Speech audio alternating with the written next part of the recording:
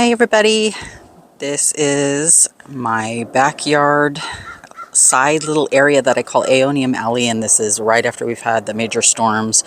It's February in Northern California. We just had huge storms go through, and so I'm doing my walk around, making sure that I haven't lost any plants. I found a couple areas that were destroyed, but I thought as I'm walking through here, I'll show you Aeonium Alley and where I keep a lot of the aeoniums. You might have noticed from some of my videos that I have a lot of the aeoniums where I actually have the little names on them, like Sky Dancer here, which is super beautiful. This is an aeonium that's not quite temperature sensitive. It's actually been pretty good. I've been able to keep it out in this area. This area doesn't have a lot of overhead coverage, and so this is a place that I could tend to get frost. But so far, most of the aeoniums have been able to handle it really, really well in this area. You can see I have a bunch of kiwis right here and random mishmash of plants. These are again blushing beauties. I love the blushing beauty aeoniums. You can see some nice echeveria in here as well, which is beautiful. It's got the little cronunculations. That's these little things right here. That's what that is. Oh, and while I'm seeing little pieces of rot, I'm going to pull those off.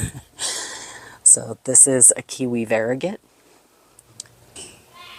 Again, a pretty hardy version, tends to stay low and more compact. So these are great inside of pots. And you'll see that I use a lot of the Aethonocapensis, and it gets super long. Look how big that is. So I tend to use a lot of those just dangling out of the pots because they look so beautiful. They grow really easily. They can handle the sun. So that's one of the ones that you can just pop a couple strings into your aeonium pots and you can hold them on the fence the way that I do, and it looks really, really beautiful, especially from inside the house. This particular area is a place that I see when I'm looking out the window a lot, so I really like this kind of mishmash of a bunch of different plants. Here's another one. It's called River Stone. This is one of the newer ones that I've received, so you can tell it's doesn't have a bunch of little babies, although it's trying to over here on the side, which is super beautiful. But I have a lot of these imported in, and usually I do little videos about plant of the day, so you can see some of these. But they tend to like this a little bit shadier climate over here on the side of the house, and that's why I built this. But this is also a great example of when you have limited space, what you can actually put in it. Succulents and cacti are really great in small spaces. They actually handle that really well, especially succulents, because they don't need a lot of space from a root perspective. So you can put them in pots and they can be pretty shallow pots, and that's no big deal. Here you can see where some of the damage from the storm happened. Some of the aeoniums looks like they got snapped, and then I've got some weeds that decided to help out too. And then this is a bummer. So this is glitter variegated, and as you can see, it came out of the pot during the storm. So I'll need to fix that. Thankfully, there's just a couple of heads that broke off. So not too bad, and I'll be able to propagate those. I'll do a video at some point about propagating those. But here's another variety. Dark Devil with a poker face, which is an interesting one. So one of my newer ones, again, because it hasn't formed any babies. So this is just the beginning when I first get them, and you can see a bunch of these. This one, I would say probably I'm going to move it because it seems like it wants more light than it's getting right here. That's just, you can see that elongation happening. That's probably not a great thing. And so I will definitely move that. I think this was another one of the volunteer or freebies that I received when I received the shipment. And again, these drives me nuts because I can never tell what the name is until they get bigger. But definitely it looks like it's elongating too much, and I need to move it out so that it's getting more sun. This one's called Moon Chan. A little bit of volunteer debris from the tree next doors. And some more volunteers. As you can see, I'm having to stretch pretty high here in order to show you some of these. I put them up as high as I possibly can on the fence so that It's they get as much sunlight as possible. This one's called Maya, and no babies yet. Hopefully babies soon. Another volunteer. Don't know what that is. So we'll wait and we'll see what that turns into. This one's called Pure Moonlight, which I'm going to have to... I started off with these really cute little plant tags. I thought they were adorable with the little heart shape to them. No, they rot like this. This is exactly what they do, and then eventually you can't read what you wrote, and so I've now switched to the metal ones, which are better. But it's a bit of a bummer that's happening. So some more of the Aeoniums. Again, no name on this one. It's kind of doing the same thing as that other one though, but beautiful pink tips, which I think is absolutely gorgeous. This one's called Snow Lady. Super pretty.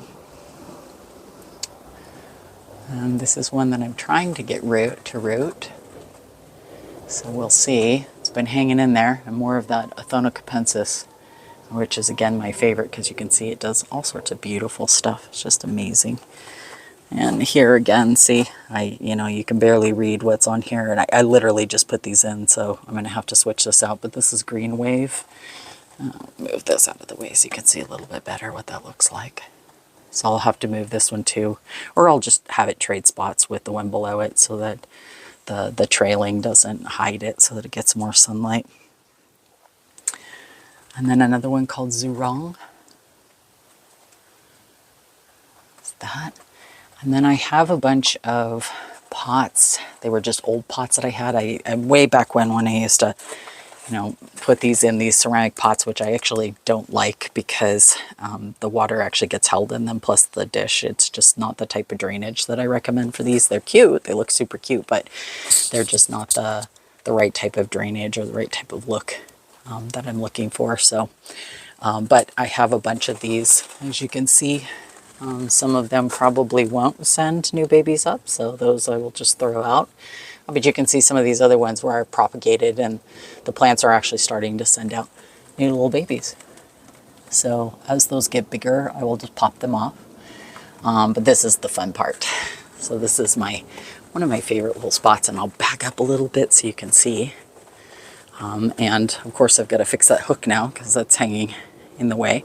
But what I did is I actually put a bunch of varieties of Aeoniums and put them on the gate because I was running out of space. so this is the place that I put these. And I'll fix this so that, this hook is out of the way and not going to hit somebody in the head. But these are the various different varieties that I've got. This one again is called Pure Moonlight. We have River Stone right here. This one's Red Sunset, which is super beautiful. Purple Kissimmee and Kilimanjaro up at the top. White Lace. So these all handled the storm pretty well. This one's called M, which I think is really, really cool. It's this really bright reddish pink. These all handled the sun the rain pretty well, so this is great. During the winter, boy, you can tell I'm tired after a long day of work. During the summertime, I put up a shade cloth across this area just because these plants can tend to get hit a little bit hard, and I want to be careful. This is a Phoenix. I don't know about this guy because you can see here in the center, see how that's rotting? It doesn't look like it's doing very well to me. So what I'll probably have to do is pull this out and maybe take some of the babies off to see if I can save it. It looks like it's... So you squeeze it, yeah, it's getting a little soft, so I may just pull those babies off and see if I can save it from the mother, because it looks like it's rotting to me and I'm going to lose it. So I'll probably just pop the babies off, and unfortunately they're pretty small, so it'll be a gamble if I can get them to live, but I'll give it a shot, probably hit them with some antibacterial just to try to make it a little bit better for them. And white yarn, that's this one right here. Super pretty. And then another white yarn down here. And then I do actually sell some of these plants. And so I'm just going to actually show you this view so you can see. So I got these vertical garden holders. They're actually really cool. I can put 4-inch, they're just 4-inch plastic little trays that I can put in there. There's rock inside of these so that it makes them fairly sturdy. So if the gardener walks through, for example, and hits them, it's not that big a deal. And this is where I propagate a lot of the aeoniums that I actually turn around and sell. So you can see all sorts of different varieties. These guys are super happy campers. See, red sunset. So those are ones that are pretty easy. Here's some of that glitter variegated, that one that I just had earlier in the video that had fallen. This is a bunch of the babies that came out of that. So you can see how well those are doing. Sunset Aeonium towards the bottom. More of the blushing beauties. I don't always do this unless I'm selling them. Honestly, because most of the time, so long as it's not going to rain, I can just take a cutting and shove it in the ground once I put cinnamon on it. But these are the ones that I'm going to sell. And of course, you know, being ethical, you have to make sure that they have roots. And they're actually established in the little 4-inch pot that you sell them in. And so they sit over here on the side. And when I do sell them, it's at the local Cactus and Succulent Society. If you join your local Cactus and Succulent Society, they'll have events where you can go. As part of being a member, you get early access to some of the events that they have where they're selling all different types of cacti and succulents for really reasonable prices. A lot of the vendors actually travel all over so that they can go to these type of things. So pretty cool to join those. It's usually about $15 per year, so it's nothing. And the added bonus is you get to meet a bunch of people who love to talk about plants as much as you do. So that's a tour of Aeonium Alley. Hopefully you enjoyed this. If you like the content, like and subscribe or send me a comment, ask me any questions. I hope you are having a better, clearer weather conditions than I'm having in Northern California. And hopefully you have a great week. Thanks so much. Bye-bye.